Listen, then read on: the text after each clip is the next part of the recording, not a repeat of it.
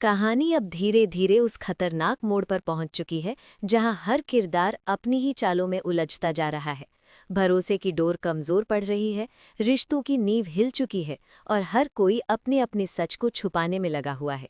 लेकिन असली तूफान अभी बाकी है, क्योंकि आने वाला ट्विस्ट सबकी जिंदगी को हिला कर रख देने वाला है। आप देखेंगे कि हालात इस कदर बिगड़ चुके हैं कि बंदिया खुद को चारों तरफ से घिरा हुआ महसूस कर रही है।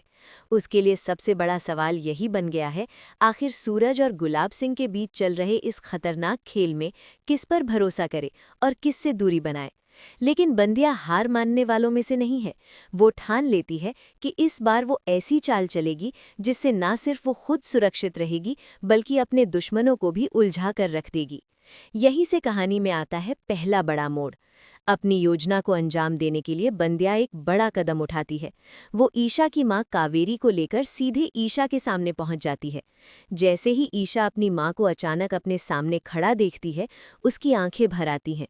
वो बिना एक पल गंवाए दौड़कर मां से लिपट जाती है। बरसों का दर्द, बिछड़ने की पीड़ा, सब कुछ उस एक गले मिलने में बाहर आ जाता है। ये पल बेहद भावुक होता है, लेकिन इसी भावुकता के पीछे छुपी है एक डरावनी सच्चाई। धीरे धीरे कावेरी अपने साथ हुए अत्याचार का खुलासा करती है। कांपती आवाज में वो बताती है कि कैसे गुलाब सिंह ने उसे किडनैप कर कैद में रखा, कैसे हर दिन उसे मानसिक और शारीरिक यातनाएं दी गई। ये सुनते ही ईशा के अंदर गुस्से और दर्द का ज्वालामुखी फूट पड़ता है।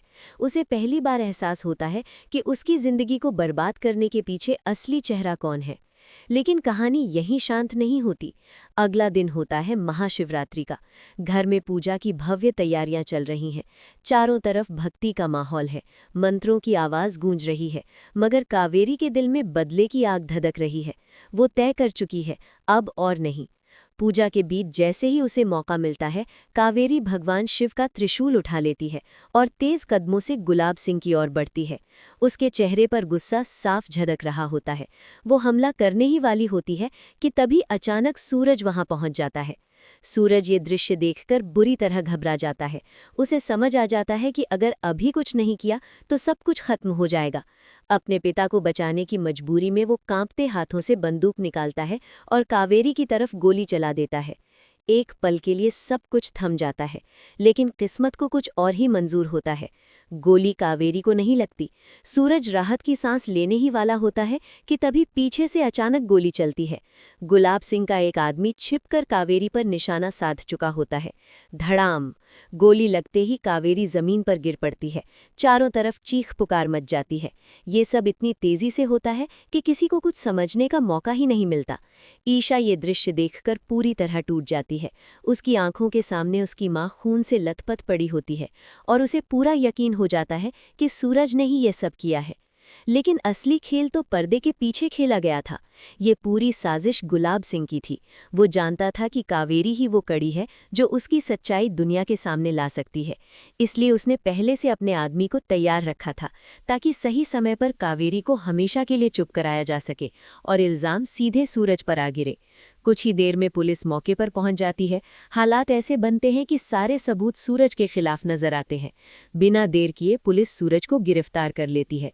परिवार लाख समझाने की कोशिश करता है कि सूरज ऐसा नहीं कर सकता, लेकिन कानून सिर्फ सबूत देखता है, भावनाएं नहीं। हथकड़ी लगते ही सूरज की आंखों में दर्द और बेबसी साफ दिखाई देती है। वो बार बार ईशा की तरफ देखता है, जैसे उससे आखिरी बार भरोसा मांग रहा हो, लेकिन ईशा का दिल टूट चुका है। वो नजरें तक नहीं मिलाती। अब शुरू होता है कहानी का सबसे कठिन दौर। जेल के अंदर सूरज को हर दिन अपमान और तानों का सामना करना पड़ता है। उसे एक अपराधी की तरह ट्रीट किया जाता है। हर सुबह उसके लिए नई परीक्षा बनकर आती है, लेकिन उसके दिल में एक उम्मीद अब भी जिंदा है। एक दिन सच जरूर सामने आएगा। दूसरी तरफ ईशा गुस्से और दर्द के बीच झूल रही है। माँ की हालत ने उसे भीतर से तोड़ दिया है। उसे लगता है कि सूरज ने उसके भरोसे को चकनाचूर कर दिया है, लेकिन दिल के किसी कोने में एक सवाल बार बार उठ रहा है, क्या सूरज सच में ऐसा कर सकता है? उधर गुलाब सिंह अपनी चाल की कामयाबी पर मुस्कुरा रहा है। उसे लगता है कि उसने एक ही वार में अपने दोनों दुश्मनों को खत्म कर दिया है। लेकिन वो एक बात भूल रहा है, झूठ ज्यादा समय तक नहीं टिकता और सच देर से सही सामने जरूर आता है। अब कहानी बेहद रोमांचक मोड़ पर खड़ी है, क्या सूरज अपनी बेगुनाही साबित कर पाएगा? क्या ईशा को असली सच्चाई पता चल पाएगी? और क्या बंदिया इस खतरनाक खेल से खुद को बचा पाएगी, या वो भी इस साजिश का शिकार बन जाएगी? आने वाले एपिसोड में ऐसे खुलासे होने वाले हैं जो हर किसी को चौंका कर